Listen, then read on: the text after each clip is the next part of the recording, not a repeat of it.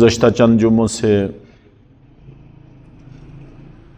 امام احمد ابن حنبل رحمۃ اللہ علیہ کی اپنے بیٹے کو کی گئی 10 نصیحتوں کے حوالے سے گفتگو ہو رہی ہے۔ امام احمد ابن حنبل رحمۃ اللہ علیہ جب اپنے بیٹے کی شادی کرنے لگے تو ان کو 10 نصیحتیں کیں، جن میں سے پہلی نصیحت یہ تھی کہ عورتیں تمہاری توجہ چاہتی ہیں، لہٰذا اپنی توجہ ظاہر کرنے کے لیے واضح الفاظ میں ان کے ساتھ اظہار محبت کرتے رہا کرو۔ اور دوسری نصیحت جو اس کے بالکل برعکس ہے کہ اگر تم اپنی توجہ ظاہر کرنے کے لیے اظہار محبت نہیں کرو گے، بخل سے کام لوگے، تو تمہارے اندر ایک تلخ دراڑ آ جائے گی جو وقت کے ساتھ ساتھ بڑھتی چلی جائے گی، اور یہ دراڑ تمہاری محبت کو ختم کر دے گی۔ تیسری نصیحت فرمائی کہ عورتوں کو سخت مزاج اور ضرورت سے زیادہ محتاط مردوں سے کوفت ہوتی ہے، البتہ بہت زیادہ نرم شوہر کی نرمی سے ناجائز فائدہ اٹھانے کا طریقہ اور سلیقہ بھی خوب اچھی طرح سے جانتی ہیں، لہذا اعتدال کا راستہ اختیار کرنا چاہیے، اعتدال اپنی زندگی میں لانے کی ضرورت ہے۔ اور اللہ کے نبی صلی اللہ علیہ وسلم کی سنت دائمہ بھی ہے کہ آپ نبی پاک صلی اللہ علیہ وسلم نے اظہار محبت کے لیے یہ بات ارشاد فرمائی کہ مجھے تمہاری اس دنیا میں سے 3 چیزیں محبوب ہیں، ان میں سے ایک چیز عورت ہے کہ اللہ کے نبی صلی اللہ علیہ وسلم نے اظہار محبت کے طور پر یہ جملہ ارشاد فرمایا، اور اسی طرح زندگی بھر آپ نے کبھی کسی خاتون پر ہاتھ نہیں اٹھایا، تو یہ بھی آپ کی دائمی سنت ہے، اس کا لحاظ رکھنا، اس کا پاس رکھنا بھی بے حد ضروری ہے۔ اور ایک نصیحت یہ بھی ارشاد فرمائی کہ جو توقعات مرد اپنی عورتوں سے رکھتے ہیں کہ عورتیں صاف ستھری ہوں، اچھے کپڑوں میں ہوں، اچھے لباس میں ہوں، اور زیب و زینت میں ہوں، تزئین میں ہوں، تو عورتیں بھی اپنے مردوں سے اسی چیز کی توقع رکھتے ہیں۔ چنانچہ مردوں کو بھی چاہیے کہ اپنا لباس ستھرا رکھیں، اپنے آپ کو صاف ستھری حالت میں رکھیں، تو جو توقعات ایک مرد اپنی بیوی سے رکھتا ہے وہی تمام توقعات ایک عورت اپنے شوہر سے بھی رکھتی ہے۔ اس لیے اور اللہ کے نبی صلی اللہ علیہ وسلم کا یہ فرمان بھی ہے کہ ہمیشہ اپنے آپ کو دوسرے کی جگہ پہ رکھ کے انسان کو سوچنا چاہیے کہ اگر میں اس کی جگہ ہوتا تو مجھے اس سے کس رویے کی توقع رکھنی چاہیے تھی، تو بس وہی رویہ استعمال کرنے اور اختیار کرنے کی ضرورت ہے۔ اب وہ متحد ہے، اس سے غلطی ہو گئی تو اس کے ساتھ اس طرح کا رویہ کہ خود کو تمام عیبوں سے، تمام غلطیوں سے پاک تصور کر کے آدمی رویہ قائم کرے تو ظاہر ہے کہ یہ کسی طور پر بھی مناسب اور درست نہیں ہوتا۔ اگر یہ خود اس کی جگہ ہوتا، اس سے وہ غلطی ہو چکی ہوتی، اب یہ اپنے سربراہ سے کیا توقع رکھتا، تو ظاہر ہے کہ اس کو اسی طرح سے سوچنا چاہیے۔ لینے اور دینے کے پیمانے دوہرے یہ مناسب اور درست نہیں ہوا کرتے۔ اور امام احمد ابن حنبل رحمۃ اللہ علیہ نے ایک بات 5ویں نمبر پر خاص طور پر ارشاد فرمائی کہ عورت جب گھر میں ہوتی ہے تو ایسا ہی ہے جیسا کہ کوئی حکمران اپنی سلطنت میں ہوتا ہے، اور گھر کی چھوٹی سی سلطنت کے تخت پر وہ بیٹھی ہوئی ہے، گھر کی ملکہ ہے، گھر کی مالکن ہے، گھر کی حکمران ہے، چنانچہ بے جا اس کے معاملات میں مداخلت، دخل اندازی اور اس کے تخت کو چھیننے کی کوشش حالات خراب کر دیتی ہے۔ اس لیے گھر کے معاملات میں اس کو آزادی دینی چاہیے، اور بے جا مداخلت گھریلو معاملات میں مردوں کو نہیں کرنی چاہیے۔ یہ چیز یہاں نہیں یہاں ہونی چاہیے، اور فلاں چیز ایسے نہیں ایسے ہونی چاہیے۔ گھر میں یہ چھوٹے چھوٹے معاملات ہیں جس میں خواتین کو مکمل اختیار دینا چاہیے، اور مردوں کو اس میں بلا وجہ دخل نہیں دینا چاہیے۔ تو عورت کی یہ سلطنت ہے، اور اس کو اپنی سلطنت پر حکومت کرنے دینا چاہیے۔ باہر کے معاملات مردوں کے حوالے ہوتے ہیں، اور گھر کے معاملات خواتین کے حوالے ہوتے ہیں۔ تو بہرحال کچھ جمعوں سے خاص طور پر اسی عنوان پر بات چل رہی ہے کہ عورتوں کو بھی مردوں کی طرح اللہ تعالیٰ نے عقل عطا فرمائی ہے، سمجھ عطا فرمائی ہے، شعور دیا ہے۔ اس میں کوئی شک نہیں ہے کہ سربراہی مردوں کے پاس ہے، لیکن اس کا یہ مطلب بھی نہیں ہے کہ وہ انسانیت کے دائرے سے خارج ہے، اس کو معاملات کی سمجھ نہیں ہے، معاملات کا پتہ نہیں ہے، ایسی بھی بات نہیں ہے۔ شریعت نے ان کو اختیارات دیے ہیں، ان اختیارات کا خیال کرنا چاہیے۔ چنانچہ اختیارات دینا اس حد تک ہے کہ آپ جانتے ہیں حضرت بریرہ رضی اللہ تعالی عنہا یہ نبی پاک صلی اللہ علیہ وسلم کے گھر کی لونڈی تھیں، حضرت عائشہ صدیقہ رضی اللہ تعالی عنہا کی باندی تھیں۔ انہوں نے ان کو آزاد کر دیا تھا،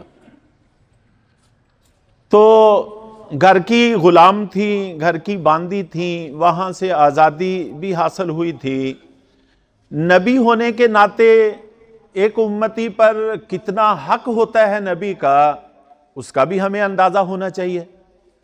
کہ کسی معاملے میں بال کے کنارے کے برابر بھی انسان ان کے فرمان سے ہٹ نہیں سکتا، اس کی گنجائش نہیں ہے۔ پھر اگر انہوں نے اپنے گھر میں ایک عرصہ تک رکھا ہو، کھلایا پلایا ہو، تو اور بھی حق بڑھ جاتے ہیں۔ پھر انہوں نے آزادی عطا فرمائی تو اس سے حق اور بھی بڑھ جاتا ہے۔ اور پھر اللہ کے نبی صلی اللہ علیہ وسلم کا حضرت بریرہ رضی اللہ تعالی عنہ کے گھر میں بھی آنا جانا تھا، اور واقعہ احادیث کی کتابوں میں بڑا معروف اور مشہور ہے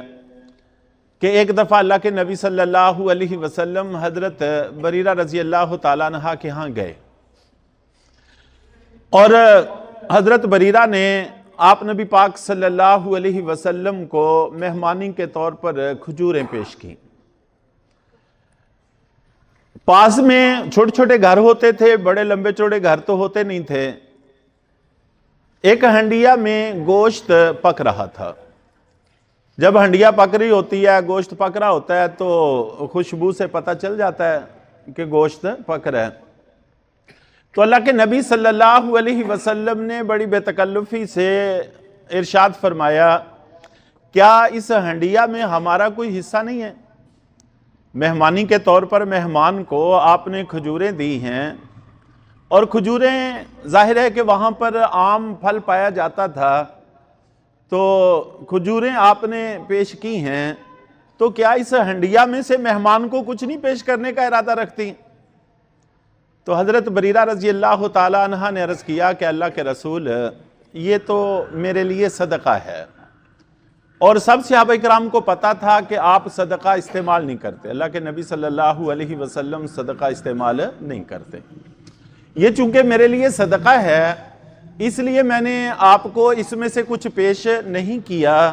اور کھجوریں میرے پاس ہدیے کی موجود تھیں، وہ میں نے آپ کی خدمت میں پیش کر دیں۔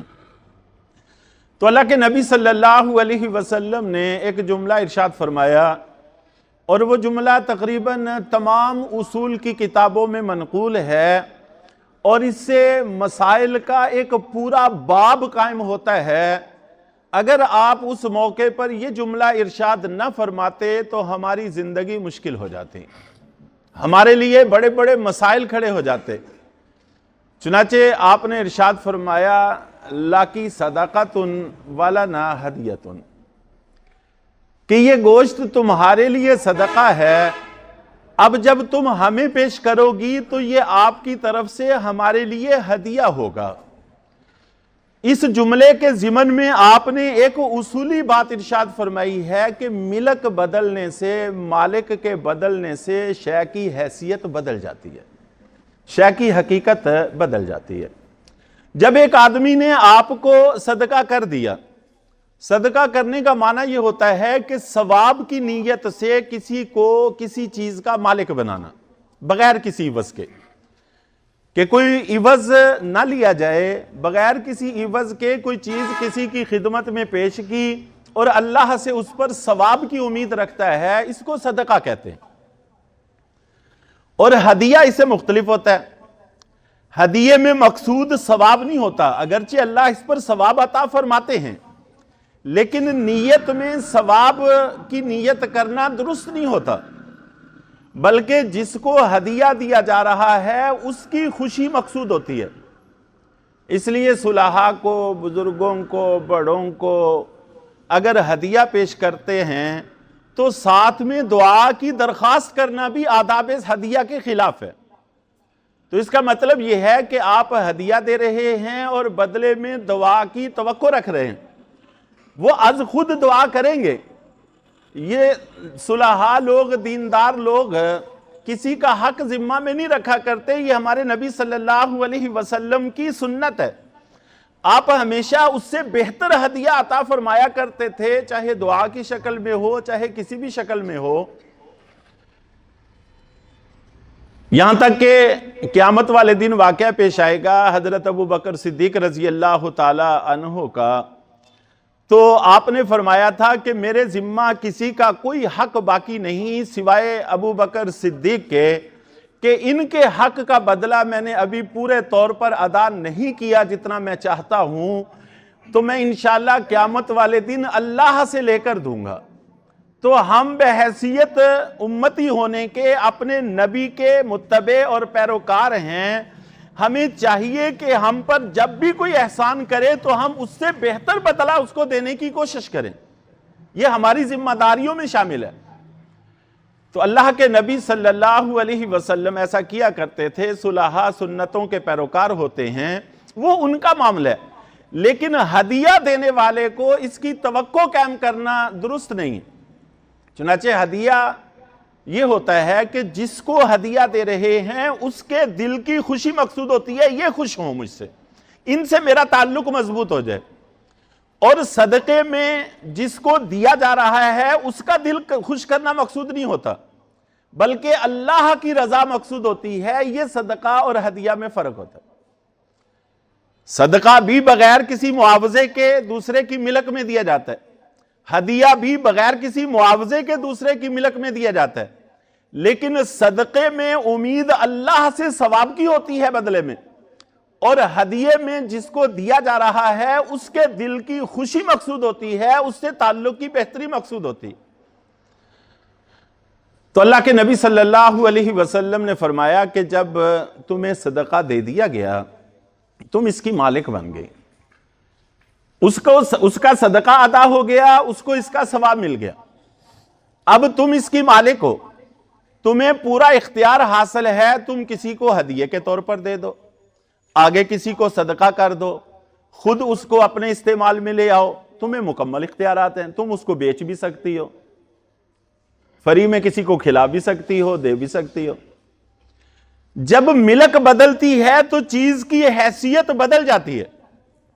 وگرنہ اتنا مال چوری ہوتا ہے، ڈکیتی ہوتا ہے، ایک دوسرے کا دبایا جاتا ہے، ملاوٹ،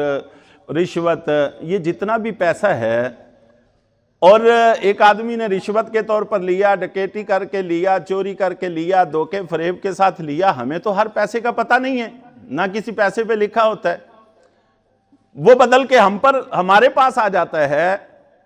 تو ہم دکان پر جاتے ہیں، وہاں چوری کی چیز پڑی ہوئی ہے، ہمیں تو کوئی پتہ نہیں ہے، ہم پیسے دیتے ہیں، چیز لیتے ہیں، تو اس کے ہمارے لیے حلال، پاکیزہ اور درست ہونے کا مدار اسی بات پر ہے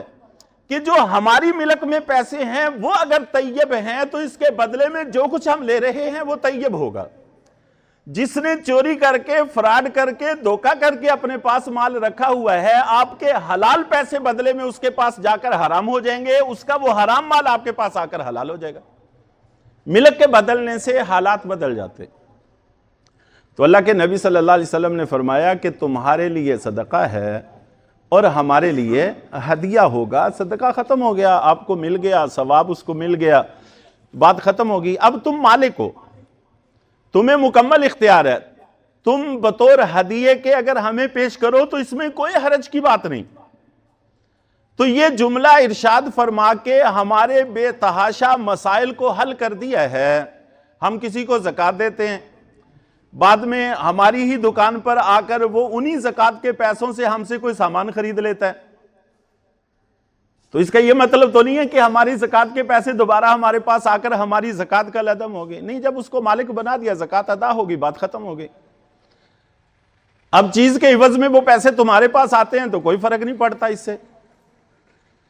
تو ملک کے بدلنے سے حالات بدل جاتے ہیں۔ تو بہرحال یہ ضمن میں بات عرض کر چکا ہوں۔ تو اللہ کے نبی صلی اللہ علیہ وسلم کا حضرت بریرہ کے ہاں آنا جانا بھی تھا،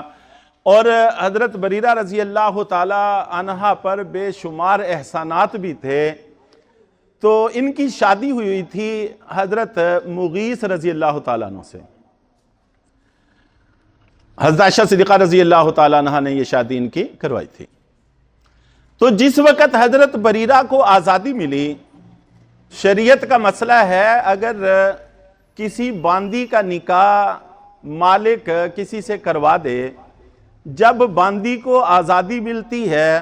تو اس کو خیار نکاح ملتا ہے، اگر چاہے تو اس نکاح کو ختم کر دے، اگر چاہے تو برقرار رکھے۔ اس خیار کو خیار نکاح کہتے ہیں شریعت کی اصطلاح میں۔ جب کوئی بھی باندی آزاد ہوتی ہے، باندی ہوتے ہوئے اس کو بولنے کا حق نہیں ہے،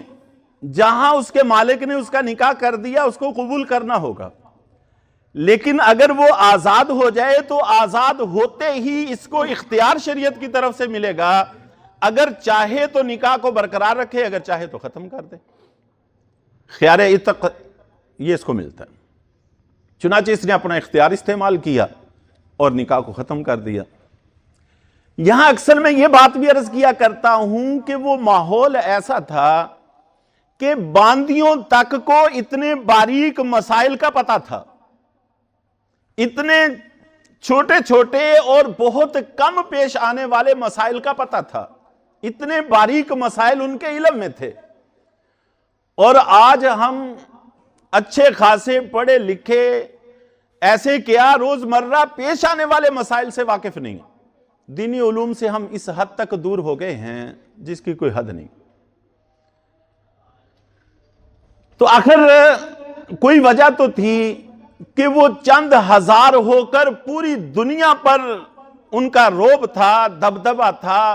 اور بڑے بڑے سلاطین ان کے نام سے کانپ جایا کرتے تھے، اور آج ہم سب سے بڑی قوم ہو کر بھی کسی کا سامنا کرنے کی پوزیشن میں نہیں۔ تو یہ مسائل شریعت کے ہماری ضرورت ہیں، ہمارے علم میں ہونے چاہیے، ہمیں اس کی طرف توجہ دینے کی ضرورت ہے، ساری زندگی علم سیکھنے کا وقت ہے۔ تو خیار عتق استعمال کیا اور نکاح کو ختم کر دیا۔ حضرت مغیث رضی اللہ تعالیٰ عنہ کو ان سے بڑی محبت تھی، وہ کبھی کسی کے پاس جاتے سفارش کے لیے، کبھی کسی کے پاس جاتے۔ بعض روایات میں یہ بھی آتا ہے کہ وہ مدینہ منورہ کی گلیوں میں روتے پھرتے تھے۔ تو اسی طرح روتے ہوئے اللہ کے نبی صلی اللہ علیہ وسلم کے پاس بھی آ گئے اور آ کر عرض کیا کہ اللہ کے رسول میں تو پوری کوشش کر چکا ہوں، حضرت بریرہ ماننے کے لیے تیار نہیں ہیں، اگر آپ سفارش کر دیں تو شاید وہ مان جائیں۔ تو اللہ کے نبی صلی اللہ علیہ وسلم نے فرمایا کہ ٹھیک ہے، سفارش کر دیتے ہیں۔ حضرت بریرہ کو بلایا اور بلا کر کہا کہ مغیث چاہتے ہیں کہ آپ خیار عتق استعمال کر کے نکاح کو ختم نہ کریں، نکاح کو بحال کر لیں۔ تو حضرت بریرہ رضی اللہ تعالی عنہ نے پوچھا، ہمیں ان باریکیوں سے آگاہ ہونا چاہیے کہ ایک باندی ہو کر جس کی ذمہ داری ہی گھر کے کام کاج ہے، ہمارے ہاں کام کاج کرنے والی خواتین کو کلمہ بھی نہیں آتا، اور یہ حقیقت ہے کہ واقعی بلکہ ہمیں نہیں صحیح آتا تو ان کو آنا تو بڑی دور کی بات ہے، اور وہ اس طرح کے مسائل سے بھی واقف تھیں کہ رائے کیا ہوتا ہے، مشورہ کیا ہوتا ہے۔ ہمارے ہاں خاندانوں کے خاندان اس بات پر لڑتے بڑھتے نظر آتے ہیں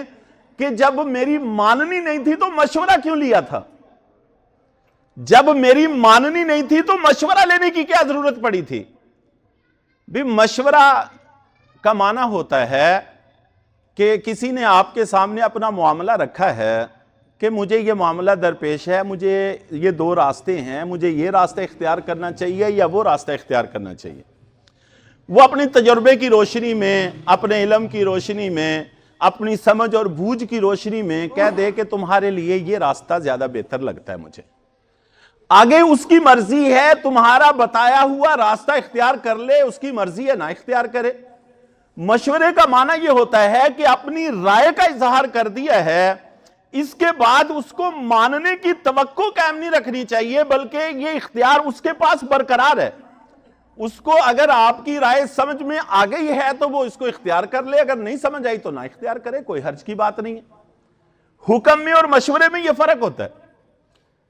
آپ نے بیٹے کو حکم دیا ہے، اب وہ حکم کی خلاف ورزی کرے تو مجرم ہے، قابل تنبیہ ہے، لیکن اگر آپ نے کسی معاملے میں اس کو مشورہ دیا ہے، وہ مشورہ اگر اس نے نہیں قبول کیا، نہیں مانا، تو یہ قابل گرفت نہیں ہے۔ ہمیں مشورے اور حکم کا فرق معلوم نہیں ہوتا، اور یہ جملہ عام زبان پہ چلتا ہے کہ اگر ہماری بات ماننی نہیں تھی تو مشورہ لینے کی کیا ضرورت پڑی تھی۔ تو حضرت بریرہ رضی اللہ تعالیٰ عنہ کو بلایا اور آ کر فرمایا کہ آپ اس نکاح کو باقی رکھ لیں، یہ پریشان ہیں اور آپ کی زندگی کی بہت ساری بہاریں اس کے ساتھ گزر چکی ہیں، تو باقی جو تھوڑا بہت وقت ہے وہ بھی انہی کے ساتھ گزار لو۔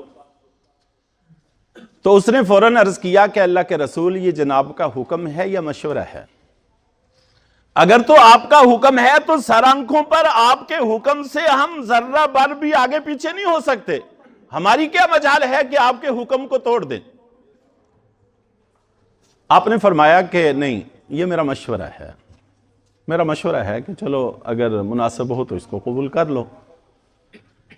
تو حضرت بریرہ رضی اللہ تعالیٰ عنہ نے عرض کیا کہ اللہ کے رسول پھر میں نہیں مانتی، صاف انکار کر دیا، اور صاف انکار کرنے پر اللہ کے نبی صلی اللہ علیہ وسلم نے اور اللہ تعالیٰ نے ذرہ بر اس کو برا نہیں جانا، وگرنہ معمولی سی بات اللہ کے نبی صلی اللہ علیہ وسلم کے مزاج کے خلاف ہوتی تھی تو فوراً وحی آ جاتی تھی، اور ایسے واقعات سے قرآن پاک بھرا پڑا ہے۔ تو میں عرض یہ کر رہا تھا کہ جیسے اللہ تعالیٰ نے ہمیں عقل دی ہے، شعور دیا ہے، سمجھ دی ہے، ہم انسان ہیں، تو ہماری زندگی کا دوسرا حصہ جو خواتین پر مشتمل ہے، اللہ نے ان کو بھی عقل دی ہے، سمجھ دی ہے، شعور دیا ہے، تو معاملات میں اگر وہ رائے دیتی ہیں یا کوئی رائے ان سے لی جاتی ہے تو اس میں کوئی حرج کی بات نہیں ہے، ہماری زندگی کا حصہ ہیں۔ اور قرآن و حدیث سے یہ بات واضح طور پر ہمیں ملتی ہے کہ ان کی رائے کا احترام کر لینے میں کوئی حرج کی بات نہیں ہے، اس میں اپنی آنا کو، اپنی آکڑ کو آڑ میں لانا درست اور مناسب نہیں ہے، اور طرح طرح کے تانے دے کر ان کی بات کو رد کرنا، تم تو ہو ہی ناقص العقل، تم تو پیدا ہی ٹیڑھی پسلی سے ہوئی ہو. انشاءاللہ ان موضوعات پر بھی بات ہوگی. یہ مناسب نہیں ہے، درست نہیں ہے، بلکہ ان کی رائے کو بھی ترجیح دینی چاہیے. اور خاص طور پر امام احمد ابن حنبل رحمۃ اللہ علیہ نے جو 5ویں نصیحت اپنے بیٹے کو شادی سے پہلے کی تھی، اس کا حاصل بھی یہی ہے کہ انہوں نے فرمایا کہ گھر کے معاملات خواتین کے حوالے کر دیا کرو. گھر ایک خواتین کی چھوٹی سی سلطنت ہے، اور جب وہ گھر میں ہوتی ہے تو سمجھا کرو کہ ایک بادشاہ اپنے تخت پر موجود ہے، اور کسی بادشاہ سے اس کا تخت چھیننے کی کوشش کا نتیجہ کیا ہو سکتا ہے، یہ بہت واضح سی بات ہے. تو اس لیے ان کو گھریلو معاملات میں آزادی دینی چاہیے. بے جا مداخلت گھریلو معاملات میں مناسب اور درست نہیں ہے. ہاں کوئی بڑا معاملہ ہے، کوئی ایسا اہم معاملہ ہے تو اس میں کوئی حرج کی بات بھی نہیں ہے، لیکن چھوٹے موٹے گھریلو معاملات، گھریلو سطح کے معاملات میں زیادہ دخل مردوں کو نہیں دینا چاہیے. یہ ان کے بڑے پن کے خلاف نہیں ہے، بلکہ بڑے پن کا عین تقاضا ہے. اللہ تعالی ہمیں سمجھ عطا فرمائے اور شریعت کے تمام احکامات پر عمل کی توفیق عطا فرمائے.